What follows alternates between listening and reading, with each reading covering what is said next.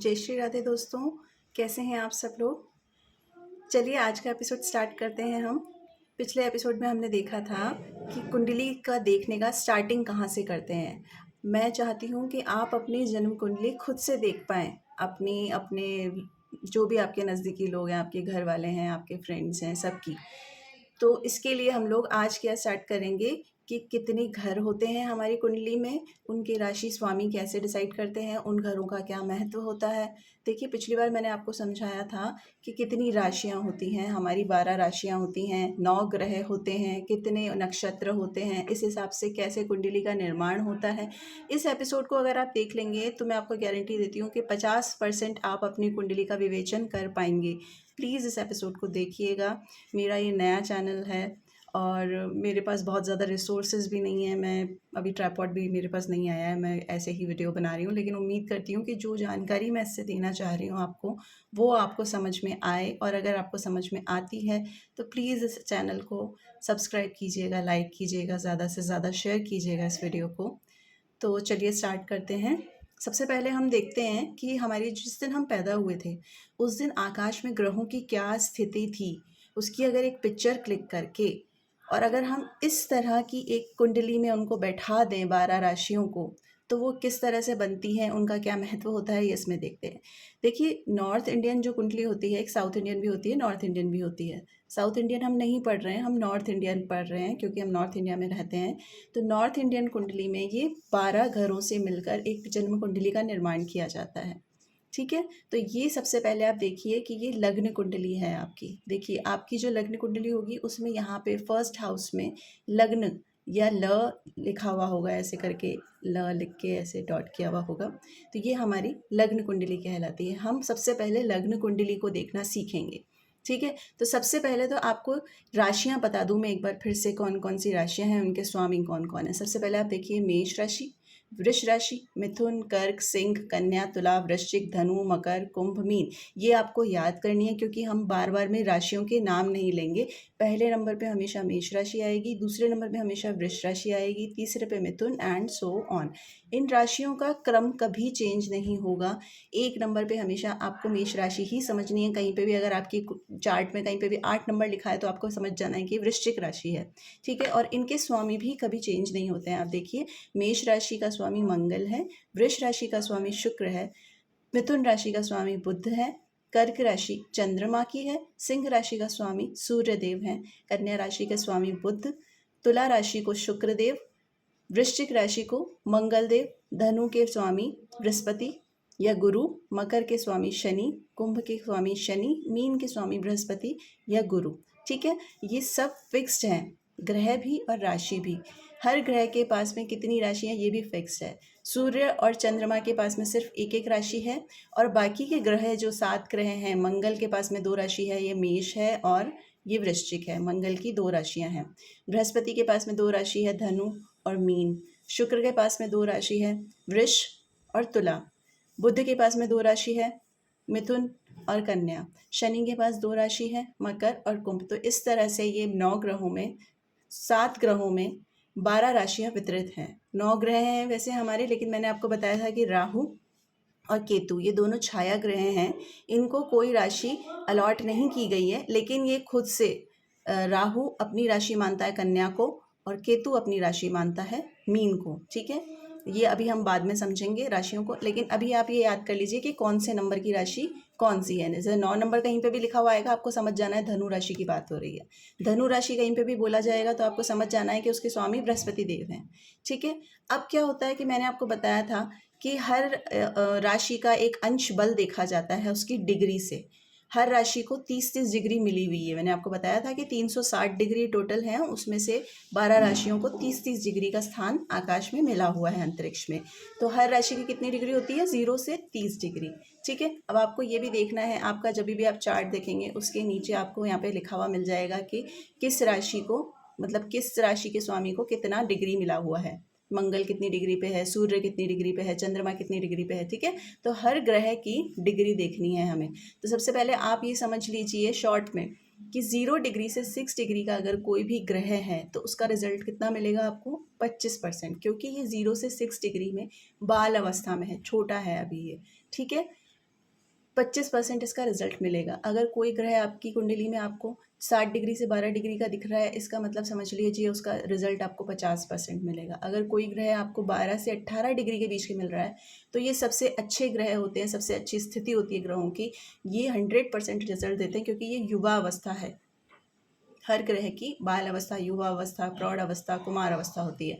ठीक है, तो 0 से 6 डिग्री में बाल अवस्था 25%, 7 से 12 डिग्री में कुमार अवस्था 50%, 12 से 18 डिग्री में युवा अवस्था 100% रिजल्ट, 18 से 24 डिग्री में प्रौढ़ अवस्था 50% रिजल्ट, और 24 से 30 डिग्री में 25% रिजल्ट देंगे, क्योंकि यहाँ पे ग्रह वृद्ध हो जाते हैं, उनमें पावर कम हो जाती है। तो ये ग्रहों की पावर हम यहाँ से डिग्रीज से डिटरमाइन करते हैं। अब देखिए, 1 डिग्री या 2 डिग्री का कोई ग्रह है तो वो समझ लीजिए 0% रिजल्ट देगा, कोई रिजल्ट नहीं आएगा। ऐसे ही 29 या 30 डिग्री का कोई ग्रह है तो वो भी 0% रिजल्ट देगा, कोई रिजल्ट हम उससे एक्सपेक्ट नहीं कर सकते, उसका होना नहीं होना बराबर सा है। ठीक है, अब चलते हैं हमारे चार्ट पे। ये हमारी लग्न कुंडली है। ठीक है, यहाँ पे लग्न लिखा हुआ रहता है बीच में, या ल लिखा हुआ रहता है, या इंग्लिश में होगा तो असेंडेंट AS लिखा हुआ मिल जाएगा आपको। तो देखिए, मैंने समझाने के हिसाब से हाउसेस के नंबर लिखे हुए हैं। ठीक है, आप इससे कंफ्यूज मत हो जाइएगा। ये हमने राशियों के नंबर नहीं लिखे हैं, हमने हाउसेस के नंबर लिखे हैं। ये जो 12 हाउसेस हैं, इसे फर्स्ट हाउस बोलते हैं, इसे सेकंड हाउस बोलते हैं, ये third house, fourth house, fifth house, sixth house, seventh house, eighth house, ninth house, 10th house, 11th house और 12th हाउस। ये हाउसेस हर कुंडली में फिक्स रहेंगे, ये कभी भी चेंज नहीं होंगे। कहीं पे भी आपको ये हाउसेस लिखा हुआ नहीं मिलेगा, ये मैंने आपको समझाने के लिए लिखा है। कुंडली में जो नंबर लिखे होते हैं वो राशियों के ही होते हैं।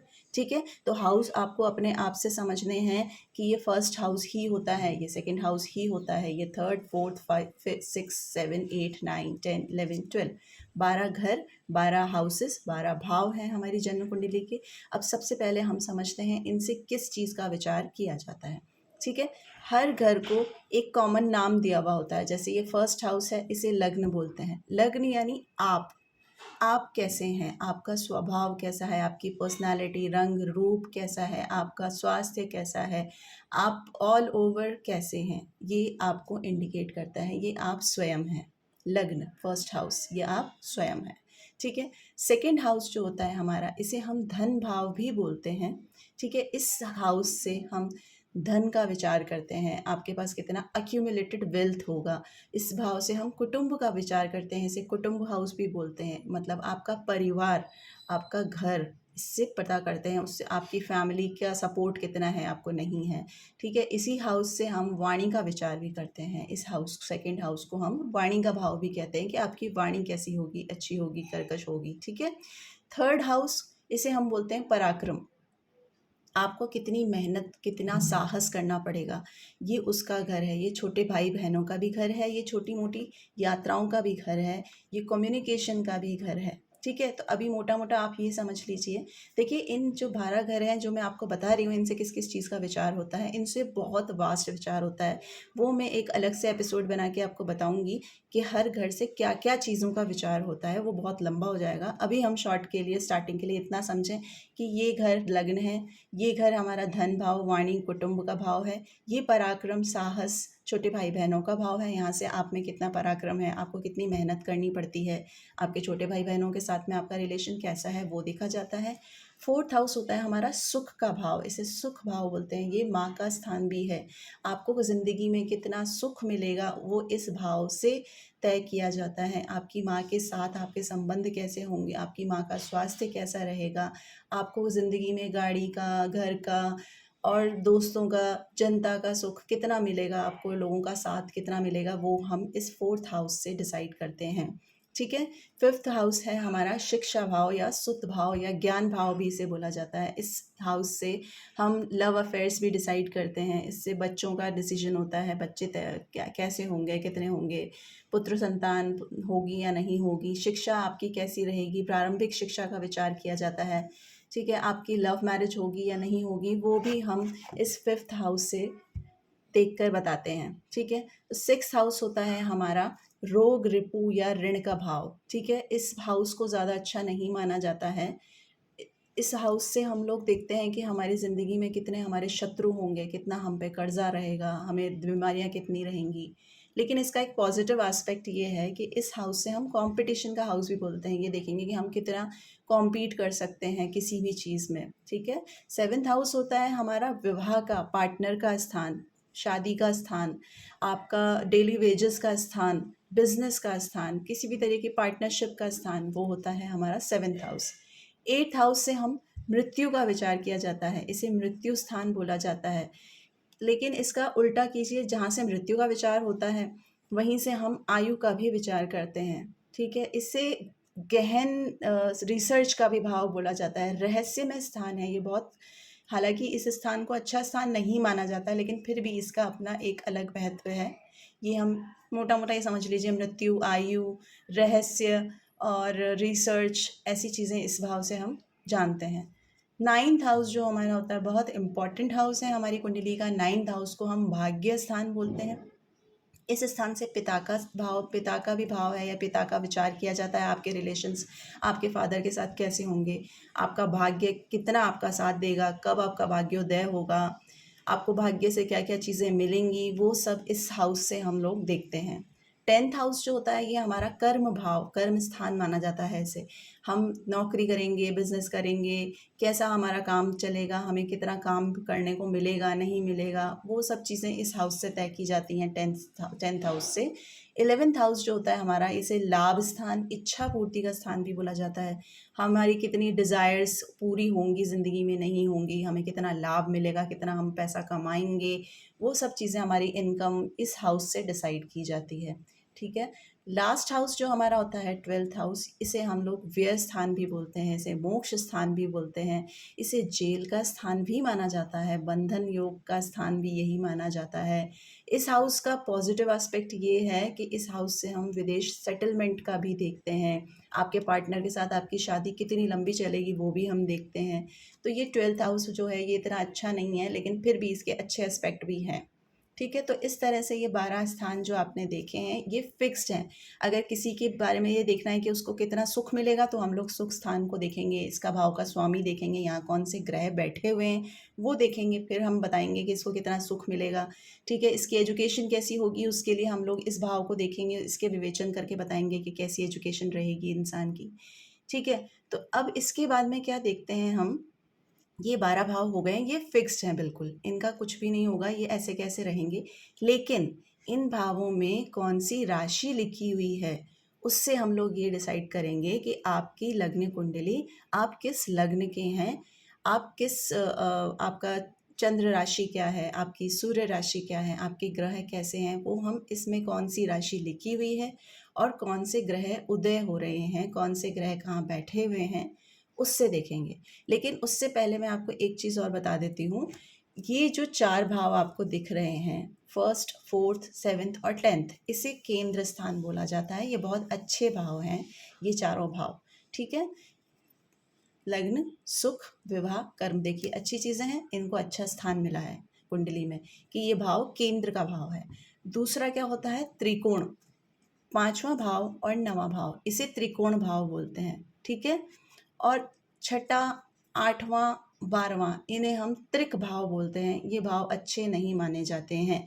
हालांकि ये जो थर्ड हाउस है इसे भी ज़्यादा अच्छा नहीं माना जाता, लेकिन सबसे ज़्यादा बुरा भाव होता है ये 12th भाव, फिर 8th भाव, फिर 6th भाव। तो ये 6th, 8th, 12th जो भाव हैं, 6, 8, 12, इन्हें अच्छे स्थान नहीं माना जाता है। 5वां, 9वां त्रिकोण स्थान माना जाता है, अच्छा स्थान माना जाता है। और केंद्र के 1, 4, 7, 10 स्थान जो हैं ये भी बहुत अच्छे भाव माने जाते हैं। अगर कोई राजयोग वगैरह देखते हैं तो हम केंद्र या त्रिकोण से ही देखते हैं। अब हम चलते हैं आगे कि आपकी कुंडली निकालिए आप। अब आप अपनी कुंडली निकाल के देखिए कि यहाँ पे कौन से नंबर की राशि लिखी हुई है, क्या नंबर लिखा हुआ है। राशियों के नंबर मैंने यहाँ लिख रखे हैं, राशियों के नाम लिखे हैं, आपको याद कर लेने हैं और मेरे हिसाब से शायद आपको याद हो गए होंगे। तो अब हम देखते हैं यहाँ पे कौन सी राशि लिखी हुई है। अब आप ये भूल जाइए कि यहाँ पे ये फर्स्ट हाउस, सेकंड हाउस के नंबर जो लिखे हैं इससे कंफ्यूज नहीं होना है, ये भूल जाइए ये नंबर अब आप, ठीक है। अब हम देखते हैं कि आपकी कुंडली में यहाँ पे कौन से नंबर की राशि लिखी हुई है। सबसे पहले हम लोग ऐसे एग्जाम्पल के लिए मान लेते हैं यहाँ पे आपके 4 नंबर की राशि लिखी है, ठीक है। यहाँ 4 नंबर लिखा हुआ है, इसका मतलब क्या हुआ, आप कर्क लग्न के हैं। इसके हिसाब से पूरी कुंडली ड्रॉ कर लेंगे हम। यहाँ 5 आ जाएगा, यहाँ 6, यहाँ 7, यहाँ 8, यहाँ 9, सॉरी यहाँ 9, यहाँ 10, यह 11, यहाँ 12, यहाँ 1, 2, 3। ठीक है, तो ये इस तरह से हमारी पूरी कुंडली में आपकी, हमने एक एग्जाम्पल लिया, ये मान लिया कि हमने यहाँ पे 4 नंबर से स्टार्ट हो रही है हमारी कुंडली, यानी कि हम कर्क लग्न के जातक हैं। जिसकी भी हम कुंडली ड्रॉ कर रहे हैं एग्जाम्पल के लिए, मान लेते हैं कि ये कर्क लग्न की कुंडली हो गई है। ठीक है, ये काफ़ी लंबा हो गया है। बस आप अभी ये समझ लीजिए कि यहाँ पे जो नंबर लिखा होता है ये हमारा लग्न होता है, और ग्रह कैसे भी बैठे हुए होते हैं उनका रिजल्ट कैसे देखना है, इसके लिए हम नेक्स्ट एपिसोड बनाऊंगी मैं, उसमें देखेंगे हम। उम्मीद करती हूँ कि यहाँ तक आपको समझ में आ गया होगा। अगर कोई भी डाउट है तो प्लीज़ मुझे कमेंट करके बताइए, मुझसे पूछिए, और अगर मैं कहीं पे कुछ गलती कर रही हूँ तो आप मुझे बताइए कि मैं क्या गलती कर रही हूँ। तो thank you so much for watching, और इसी तरह से मेरा हौसला बनाए रखिएगा। मैं नया एपिसोड लेके आपके सामने फिर से हाजिर होंगी। जय श्री राधे।